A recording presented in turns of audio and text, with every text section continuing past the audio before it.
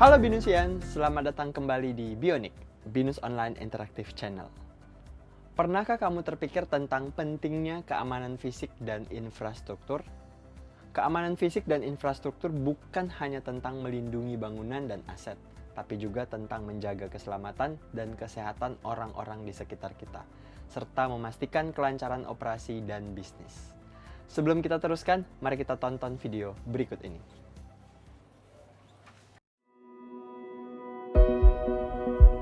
Saya Tommy Kurniawan, anggota DPR RI Komisi 6. Menurut data dari Kementerian Koperasi dan UMKM bahwa di Indonesia ini terdapat 64 juta UMKM yang tersebar di seluruh Indonesia. Dan ke-64 juta UMKM tersebut belum terdata dengan baik di e-commerce maupun di pemesanan makanan secara online.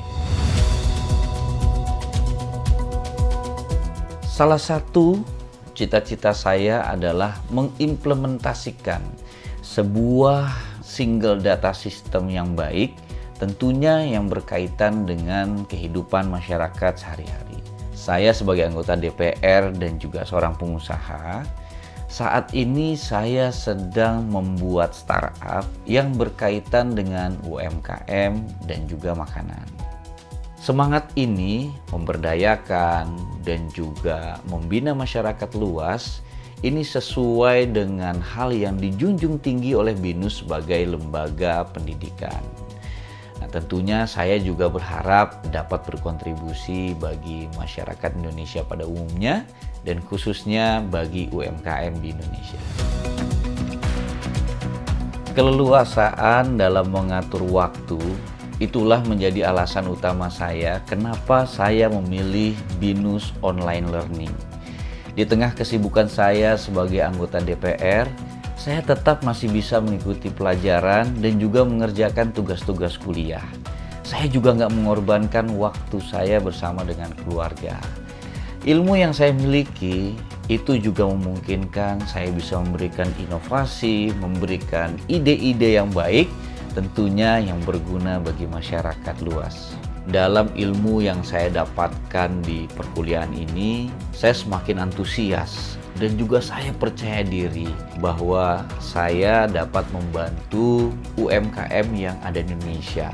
Ketika implementasi single data system itu terjadi, maka di saat kondisi seperti ini, mereka UMKM akan mendapatkan bantuan secara efektif dan juga tepat sasaran.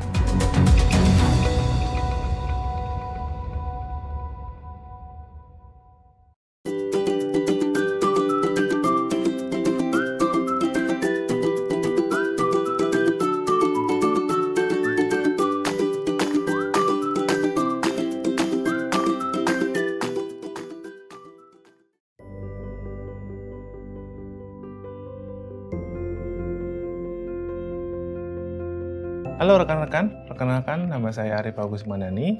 Pada video kali ini saya akan membawakan materi mengenai keamanan fisik dan infrastruktur. Prinsip keamanan fisik adalah untuk melindungi aset fisik yang mendukung penyimpanan dalam pemosesan informasi.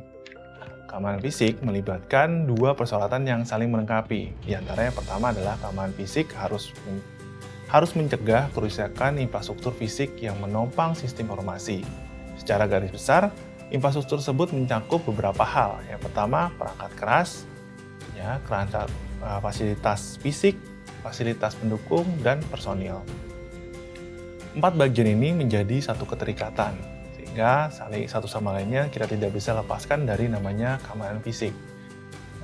Keamanan fisik harus mencegah penyalahgunaan infrastruktur fisik yang mengarah pada penyalahgunaan atau kerusakan informasi yang dilindungi. Penyalahgunaan infrastruktur fisik dapat disengaja atau berbahaya. Ini termasuk bisa juga dalam vandalisme, pencurian, peralatan, pencurian dengan penyalinan, penyalayan dan masuknya tanpa izin. Segala macam, baiknya akses internal maupun internal. Situasi dan keadaan kejadian fisik yang dapat menjadi ancaman bagi berbagai sistem informasi. Nah, penting kita harus memahami bahwa ancaman terhadap sistem informasi sehingga administrator yang bertanggung jawab dapat memastikan bahwa tindakan penjagaan bersifat komprehensif. Nah, ada beberapa kategori ancaman fisik. Ancaman pertama adalah ancaman untuk lingkungan, ancaman teknis, atau ancaman yang disebabkan oleh faktor manusia. Nah, ancaman teknis biasanya ada berhubungan dengan infrastruktur, ya kayak tenaga listrik, terusnya dengan elektromagnetik, kayak ada noise misalnya dalam catur daya dalam sebuah building. Yang ada lagi namanya ancaman bentuknya adalah ancaman yang pengaksesan, dari pengaturan suhu dan lain-lain.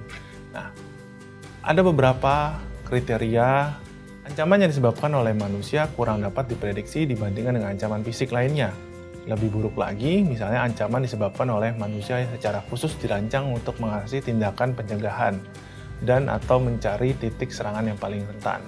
Nah, kategori dalam ancaman manusia ini adalah akses fisik yang tidak sah, misalnya penggunaan misalnya akses card, ya kan, duplikasi dan lain-lain. Terus dia pencurian data, misalnya kalau kita dalam internal dia mencuri data, misalnya dengan menggunakan flash disk dan lain-lain, langsung dia masuk ke dalam akses komputer server, ya, nah itu bisa dilakukan pencurian. Vandalisme misalnya, termasuk penghancuran peralatan. Jadi seandainya ada token atau hal-hal yang krusial, ya kan, datanya misalnya itu bisa juga dihapus data kita yang krusial, nah itu masuk dalam ancaman vandalisme. Nah, terus penyalahgunaan totalisasi, misalnya adalah rekan-rekan hanya mempunyai akses sebagai untuk suatu file hanya read doang, tapi kalian mengubah misalnya aksesnya menjadi bisa dirubah dan bahkan bisa mendelete file tersebut. Nah, itu penyalahgunaan. Gitu. Terusnya ada lagi penyalahgunaan, misalnya kalian diberikan akses full, tapi harusnya menjaga file tersebut, malah kalian melakukan tindakan penyelewengan misalnya seperti itu. Hai, nama aku Ruseli Hartawan, salah satu mahasiswa BINUS Online Learning. Kegiatan aku sekarang ini sebagai atlet bulu tangkis. Aku memulai karir bulu tangkis aku sejak umur 5 tahun. Awalnya aku diajak papa untuk bermain di RT/RW dan dimasukin ke klub hingga sekarang. Bulu tangkis telah membawaku ke berbagai kesempatan dan mempertemukanku dengan banyak orang. Aku bergabung di BINUS Online Learning ini di jurusan Bisnis Manajemen. Di tengah kesibukan aku sebagai seorang atlet, aku berkeinginan untuk berkuliah. Mendapatkan pendidikan formal adalah salah satu rencana aku untuk membantu bisnis keluarga. Pada saat itu, aku diperkenalkan temanku ke BINUS Online Learning. Katanya aku dapat berkuliah tanpa mengganggu jam latihan aku. Dan benar saja, berkuliah di BINUS Online Learning sangat membantu orang-orang seperti aku. Awalnya memang membutuhkan adaptasi, tetapi secara berjalannya waktu, aku mulai menikmati proses belajarnya. Sekarang, waktu luangku bisa kugunakan untuk mengembangkan diri. Walaupun online, tapi aku merasakan prosesnya begitu efektif. Mulai dari tugas, presentasi, dan FGD tetap rutin aku lakukan. Ditambah video penjelasan materi yang dapat aku akses berulang-ulang agar aku lebih mengerti. Hal lainnya yang menarik dari BINUS Online Learning ini, karena bersifat online, aku jadi mempunyai teman dari berbagai macam latar belakang yang beragam. Itu jadi nilai tambah buat aku. Aku sendiri yakin semakin banyak wawasan yang aku punya, semakin banyak manfaat yang bisa aku beri. Bukan hanya untuk diri sendiri, namun juga untuk lingkungan sekitar. Maka dari itu, aku mengajak teman-teman sekalian di luar sana untuk bergabung di BINUS Online Learning, khususnya untuk teman-teman yang punya kesibukan seperti saya. Saya yakin masih banyak teman-teman yang bingung untuk memilih tempat berkuliah. BINUS Online Learning benar-benar dirancang sedemikian rupa, agar tetap menjanjikan pendidikan berkualitas meskipun dengan pengajaran online. Sebagai top perguruan tinggi Indonesia berkelas dunia, BINUS Online Learning pasti memberikan yang terbaik untuk para peserta didiknya dengan berbagai program-programnya. Kini saatnya kalian untuk bergabung. Rasakan pengalaman kuliah fleksibel dan bersiap untuk menjadi lulusan berkualitas.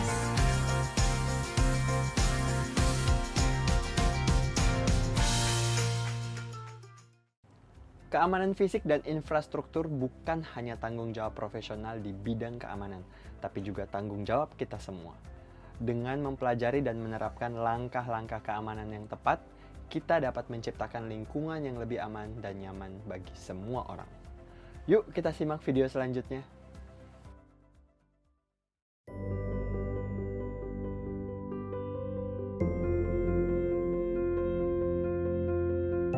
Nah, ada lagi ancaman namanya lingkungan. Nah, lingkungan ini sebenarnya banyak hal yang kita harus pahami. Karena kerusakan dalam segi ini itu suatu hal yang berdasarkan pada umumnya adalah secara natural. Nah, misalnya terjadi kebakaran, terusnya suhunya juga harus dijaga ya. Misalnya kalau ruang server biasanya kan suhunya dingin ya.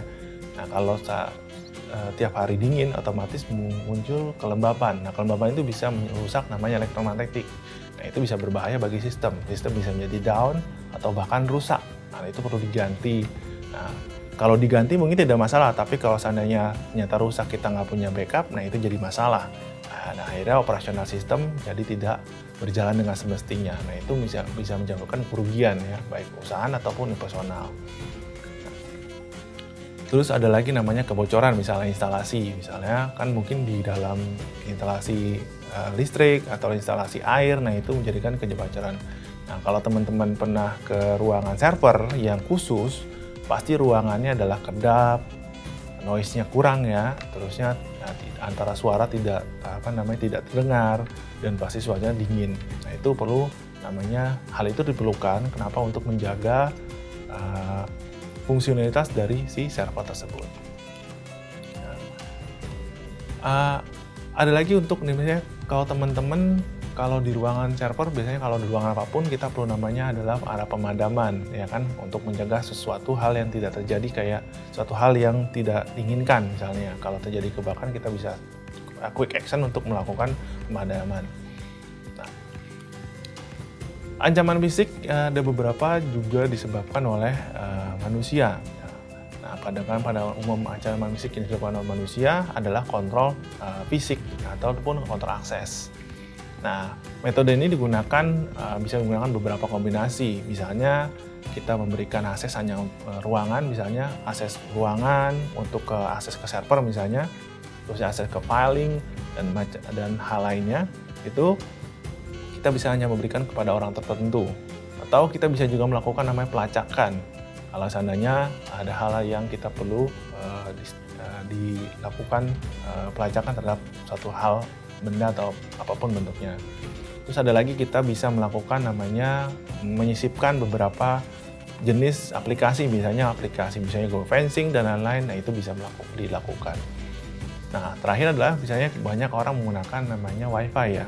Nah, keamanan fisiknya adalah kita membuat suatu batasan tetap pengaksesan dan bagaimana peletakan wifi tersebut perlu dievaluasi atau dianalisis sejauh mana wifi kita bisa mendukung lingkungan pekerjaan atau lingkungan dari perusahaan.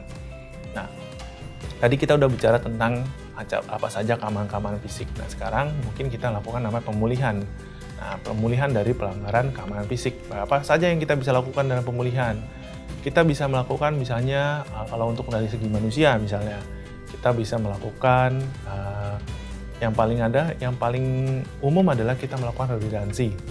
Redundancy kita bisa melakukan backup sync dan sistem ya kan, terusnya kita juga bisa melakukan pemulihan sistem, nah itu bisa lakukan. Terusnya kita bisa menciptakan suatu restriction area untuk beberapa tempat atau beberapa pengelolaan sehingga kita bisa melakukan controlling. Terus kita juga bisa melakukan namanya apa? Nah, mungkin tambahkan sekarang adalah tambahan CCTV ya. CCTV siapa yang melihat siapa yang masuk ke area tersebut ya kan, fungsinya ngapain, terusnya kita bisa melakukan pendataan siapa saja ya kan aksesnya. Kalau kita main ID card dia bisa akses ID-nya itu jam berapa dan ngapain aja, itu bisa lakukan. Demikian akhir dari video mengenai keamanan fisik dan infrastruktur yang sudah saya paparkan. Terima kasih dan sampai jumpa di video selanjutnya.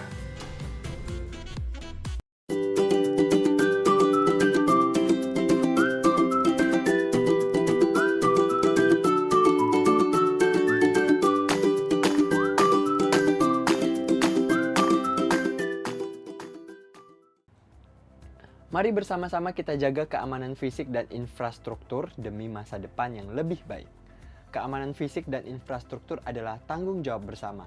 Secara keseluruhan, mempelajari keamanan fisik dan infrastruktur adalah penting karena membantu kita melindungi aset vital dan memastikan keselamatan masyarakat.